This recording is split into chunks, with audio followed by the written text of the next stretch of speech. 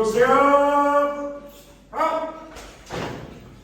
Selamat pagi. Selamat pagi adik-adik Satuan Praja. Duduk siap. Up.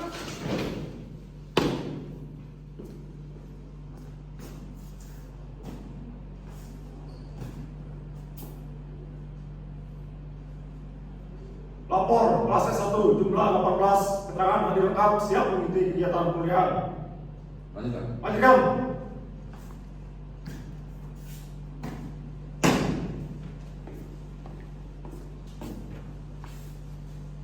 Mengawali kegiatan perkuliahan, doa dimulai.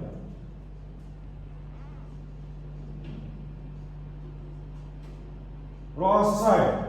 Istirahat di tempat. Up.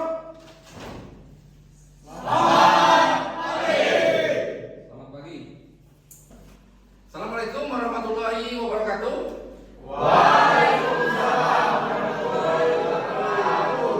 Selamat pagi. Salam sejahtera untuk kita semua. Salam. Om Swastiastu, Namo Buddhaya, salam kebajikan. Adi Leka Talino, Bacuramin Kasaruga, Basengat Kak Juara. Sampurasun. Pertama-tama, marilah kita panjatkan puji dan syukur kepada Allah Subhanahu wa Ta'ala, Tuhan yang Maha Kuasa, karena dengan segala rahmat dan karunia-Nya kita masih tetap diberikan kesehatan, kekuatan, keselamatan, hingga kita bisa berkumpul bertemu kembali di tempat yang berbahagia ini. Mudah-mudahan kita semua dalam keadaan sehat walafiat. Amin. Untuk yang beragama Islam, salawat serta salam semoga tetap terlimpah curahkan kepada junjungan Nabi besar kita, Habibana wa Nabiyana Rasulullah Sallallahu Alaihi Wasallam, kepada para sahabatnya, para pengikutnya, hingga kita pada umatnya yang taat pada ajarannya sampai yaumil akhir nanti. Pada hari ini kita akan melanjutkan etika pemerintahan, etika pemerintahan, yaitu pertemuan keempat, ya, yang mana materi yang akan kita bahas di pertemuan ini sesuai dengan RPS adalah mengenai wewenang, mengenai bagaimana cara mendapatkan wewenang, bagaimana penyalahgunaan wewenang itu, ya. Dengan setelah mempelajari materi tersebut, praja diharapkan mampu memahami, ya, mengerti mengenai apa itu wewenang, bagaimana penyalahgunaan wewenang, bagaimana mendapatkan wewenang itu sendiri. Namun sebelum masuk kepada materi yang tadi disampaikan, tentunya saya akan mengulang materi yang minggu kemarin kita pelajari, ya. Minggu kemarin yang kita pelajari yaitu mengenai subjek administrasi negara atau subjek hukum administrasi negara, yang mana hal tersebut kita akan kaitkan dengan etika aparatur negara. Nah, tentunya adakah yang masih ingat apa yang saya sampaikan di minggu kemarin? Siap. Ya, silakan Praja Egi Arya. Siap, pegawai negeri sipil. Nah, tepat sekali, ya, pegawai negeri sipil. Siapa lagi? Siap. Ya, Praja Johan. Siap, jabatan-jabatan. Jabatan-jabatan, tepat sekali. Ada lagi? Siap. Ya, Praja Jason. Siap, jabatan publik, dinas-dinas, BUMN atau BUMD. Nah, bagus sekali, sangat tepat. Ada lagi? Ya, Bira. Negara. Nah, ya, terima kasih. Berarti adik-adik semuanya sudah masih ingat mengenai subjek hukum lapangan administrasi negara. Nah, selanjutnya nanti kita akan membahas tentang apa itu wewenang, ya. Tentunya wewenang ini bisa didapatkan setelah seseorang mendapatkan legitimasi dan juga kekuasaan. Seperti yang disampaikan di pertemuan kemarin, bahwa bagaimana mendapatkan kekuasaan dan bagaimana mendapatkan legitimasi itu. Jadi hari ini kita akan melihat apa itu pengertian wewenang. Ya, secara umum wewenang merupakan sebuah kekuasaan, ya, untuk melakukan tindakan publik. Karena tadi disampaikan bahwa kalian adalah pegawai negeri sipil, ya. Jadi sebagai seorang pegawai negeri sipil tentunya dapat kita jabarkan bagaimana itu pengertian wewenang pemerintah. Ya. Yang mana yang pertama, pemerintah itu yaitu memiliki hak untuk menjalankan urusan pemerintah. Ya. Yang sering kita sampaikan dari awal bahwa pemerintah itu sesuai dengan undang-undang memiliki beberapa urusan. Ya. Adapun beberapa urusan pemerintah, ya,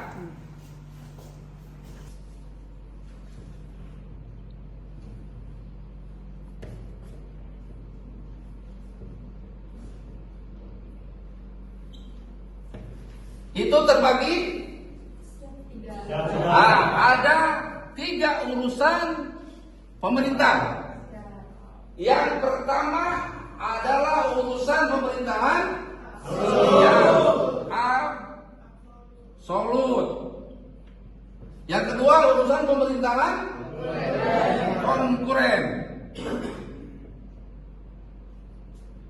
Yang ketiga urusan pemerintahan umum. Apa saja urusan pemerintahan absolut? Yang pertama, ya, politik luar negeri. Yang kedua, pertahanan keamanan. Ketiga, justisi.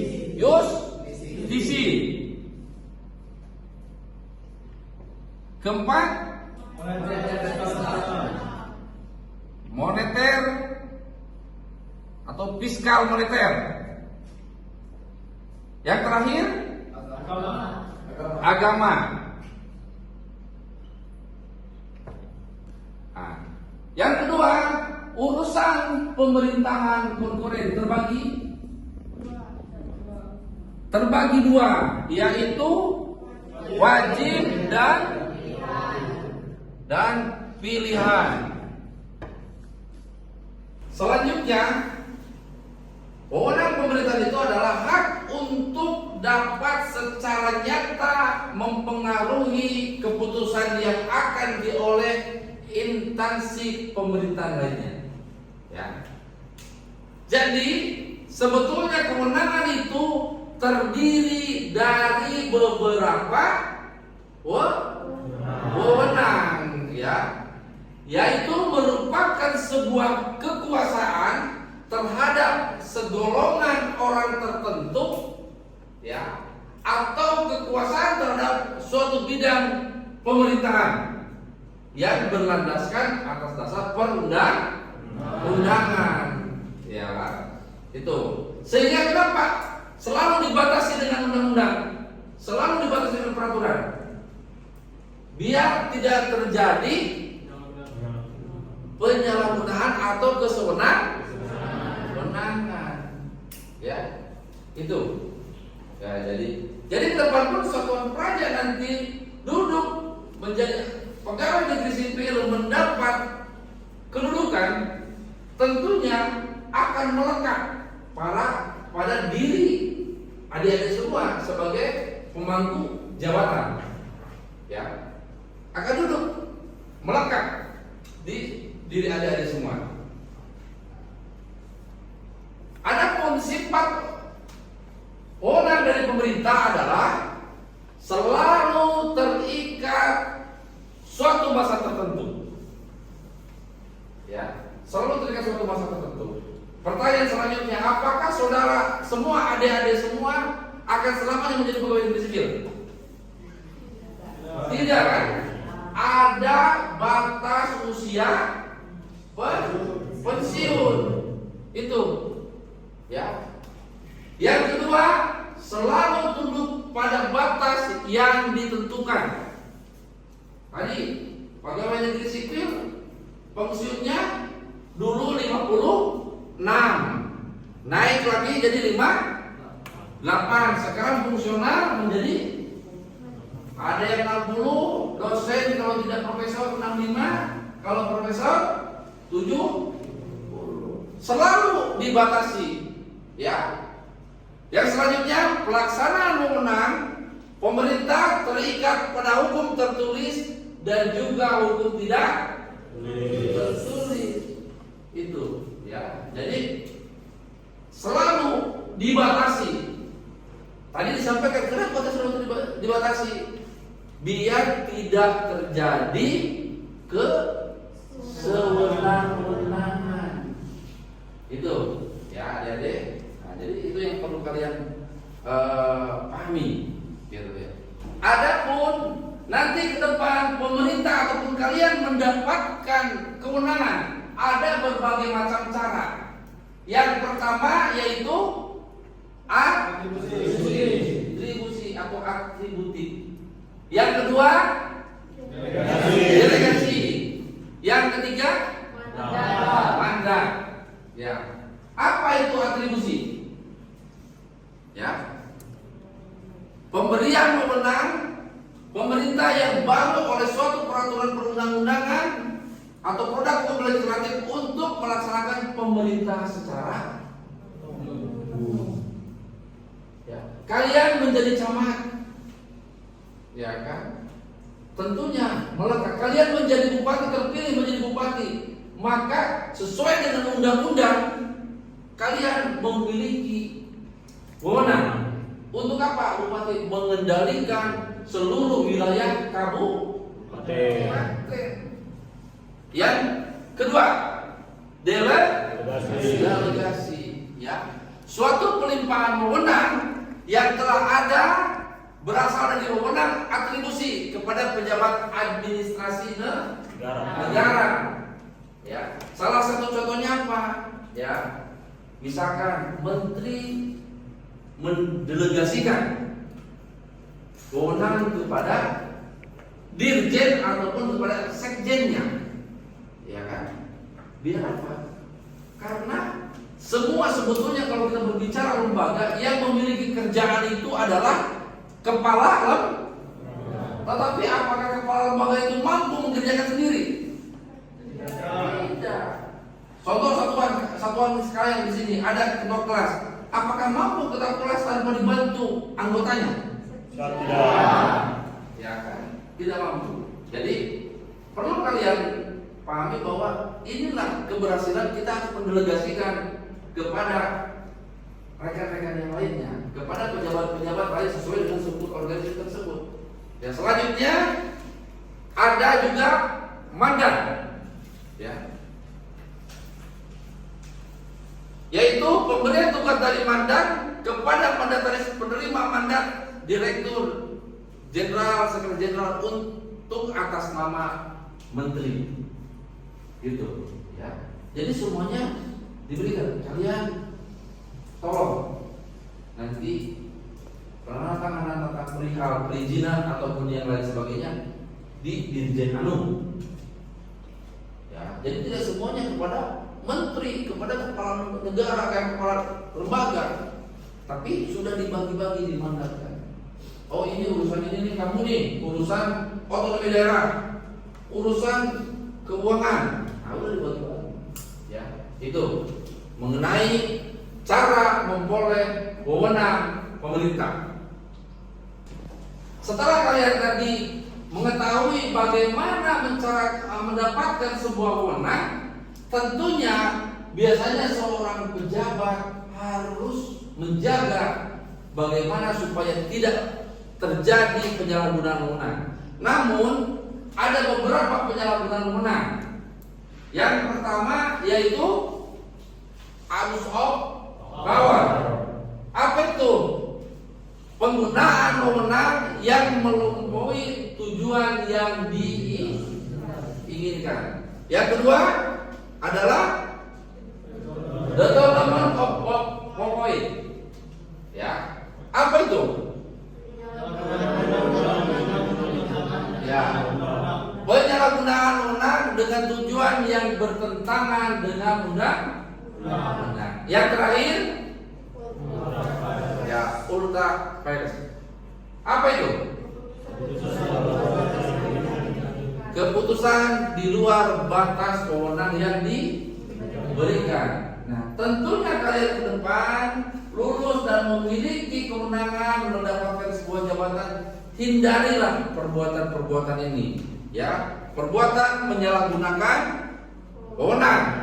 Ya, ini abuse of power, yaitu korupsi, nepotisme, ya, menekan pihak lain yang tidak sejalan. Walaupun mohon maaf aja, mungkin di daerah juga sering itu terjadi, sangat kental itu terjadi.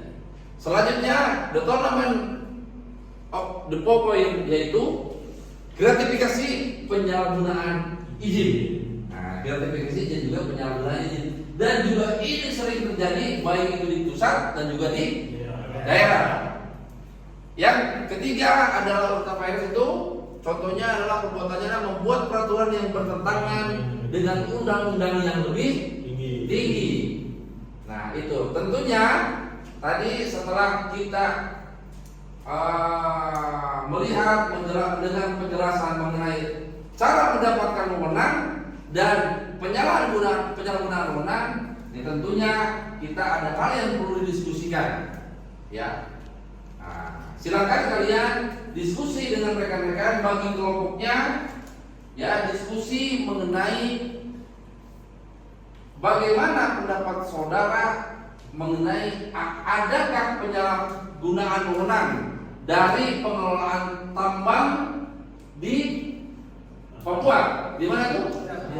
Di Raja Ampat. Nah, silakan adik-adik Satuan Praja diskusi, bikin kelompok, bikin 3 kelompok saja, membahas tentang adakah penyalahgunaan wewenang dari pengelolaan tambang di Raja Ampat. Ya, silakan adik-adik Satuan Praja bagi 3 kelompok.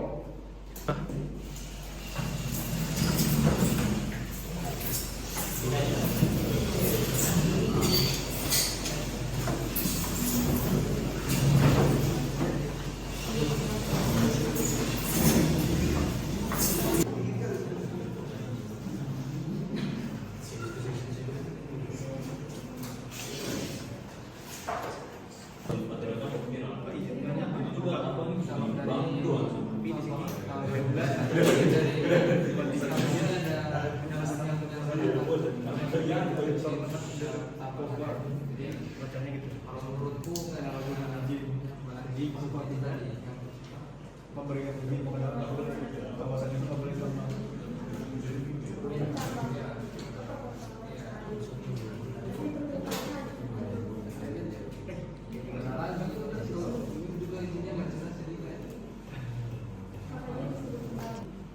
Oke, Satuan Praja, ada Satuan Praja, diskusi kita selesai. Kita tinggal ambil kesimpulan dari tiap-tiap kelompok. Apa tanggapan adik-adik semua? Apakah ada penyalahgunaan wewenang dari pengelolaan tambang di Raja Ampat? Ya, kita mulai dari kelompok yang paling kanan dulu. Ya, siapa yang akan menyampaikan kelompok paling kanan? Siapa? Ya, Raja Andre. Bagaimana pendapat saudara?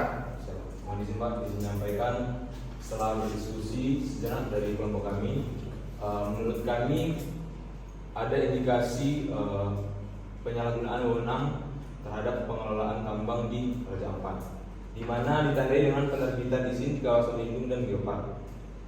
Di sana terdapat beberapa perusahaan tambang diberi izin operasi di kawasan yang masuk dalam geopark nasional dan wilayah konservasi laut yang secara hukum semestinya dilindungi.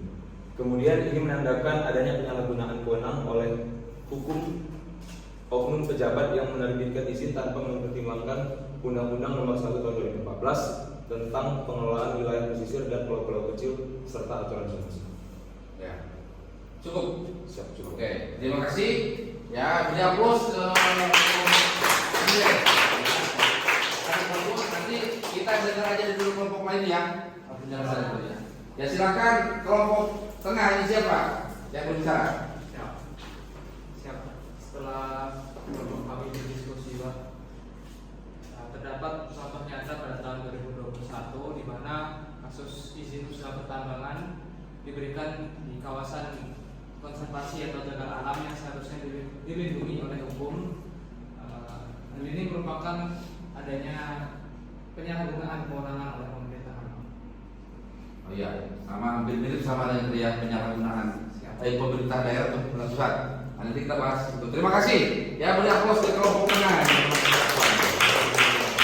Jadi kelompok paling terakhir ya diharapkan bisa melengkapi semua pernyataan dari kelompok-kelompok sebelumnya. Siapa yang akan bicara? Oke, silakan. Setelah kami diskusikan di sini Raja Ampat ini memiliki pulau-pulau yang beberapa di antaranya itu tidak dapat ditambang karena kawasan hutan lindung. Nah, di sini terdapat penyalahgunaan wewenang oleh pemerintah daerah karena di hutan lindung itu tidak seharusnya diizinkan untuk menambang. Ternyata pemerintah daerah itu memberikan izin dan itu termasuk penyalahgunaan wewenang yang kategorinya memberikan izin di luar batas dan ini termasuk ke dalam Departemen de Papua. Oh iya ya, oke. Terima kasih ya. Beri aplaus ke kelompok terakhir. Ya. Jadi sebetulnya dari seluruh kelompok pernyataan hampir mirip sama, ya. Adanya penyalahgunaan, dugaan penyalahgunaan wewenang, ya. Nah, penyalahgunaan wewenang. Nah, kita mundur lagi, ya. Baik itu abuse of power, the tournament of oil, ataupun ultra virus, ya. Nah, itu. Jadi sebetulnya usaha tambang ini, ya, tadi disampaikan, apalagi tadi disampaikan ada hutan lindung ya. Nah, ini yang perjajohan dari provinsi Papua ya. Papua, hutan lindung dari dulu sebetulnya itu sangat sulit mendapatkan izin. Tentunya sebetulnya kalau dilihat dari perjalanan itu, pemerintah daerah juga sepertinya ikut campur karena itu ada di wilayah kawasan wilayah daerah. Tidak mungkin juga daerah tidak mengetahui, begitu juga provinsi, ya kan? Begitu juga pemerintah provinsi.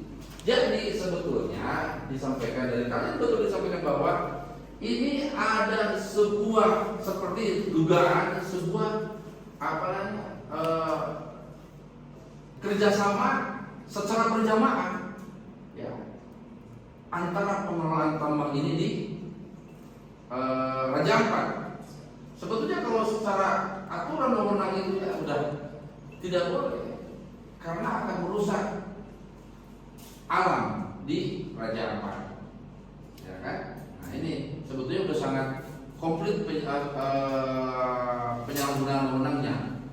Secara dugaannya sepertinya secara berjamaah, ya antara pemerintah daerah sampai dengan pemerintah pusat. Sebetulnya harus membuat kajian-kajian sehingga tadi disampaikan bahwa ini adalah kawasan lindung, ini kawasan yang diperbolehkan sesuai apa? Ya sesuai RT, RW ataupun RD, TR, ya sehingga tidak terjadi seperti begini. Oke, adik-adik Satuan Praja, apakah ada yang mau bertanya atau yang ditanyakan? Siap. Silakan, Saudara Johan, berjalan.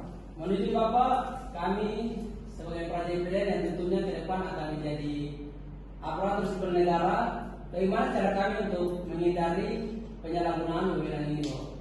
Oke, terima kasih. Pertanyaan yang sangat bagus sekali dari Praja Johan. Tentunya ke depan adik-adik semua setelah lulus dari lembaga pendidikan ini akan memiliki kesempatan menjadi seorang pejabat dan menjabat. Tentunya adik-adik menjabat dalam suatu lembaga ataupun dinas ataupun badan akan memiliki kewenangan. Bagaimana supaya adik-adik tersebut tidak melebihi kewenangan itu atau tidak melanggar kewenangan itu?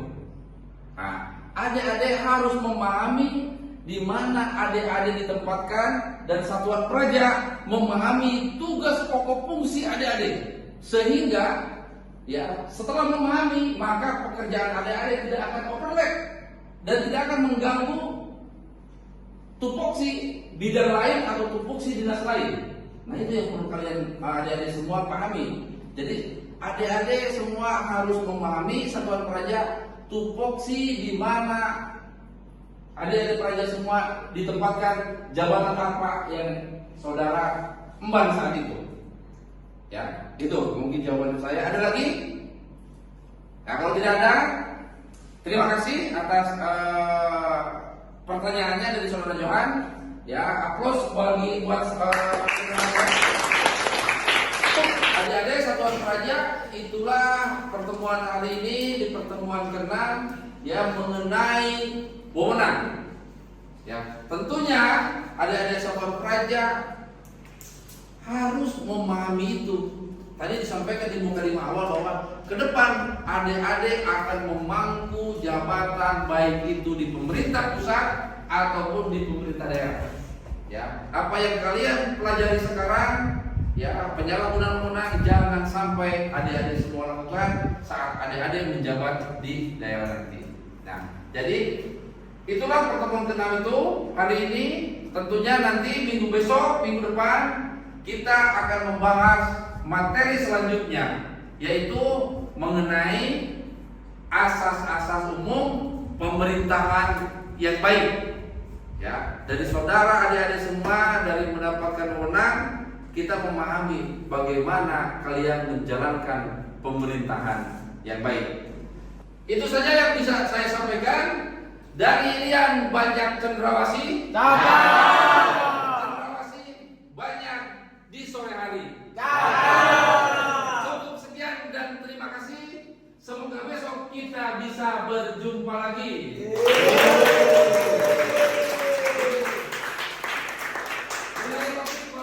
Wassalamualaikum warahmatullahi wabarakatuh.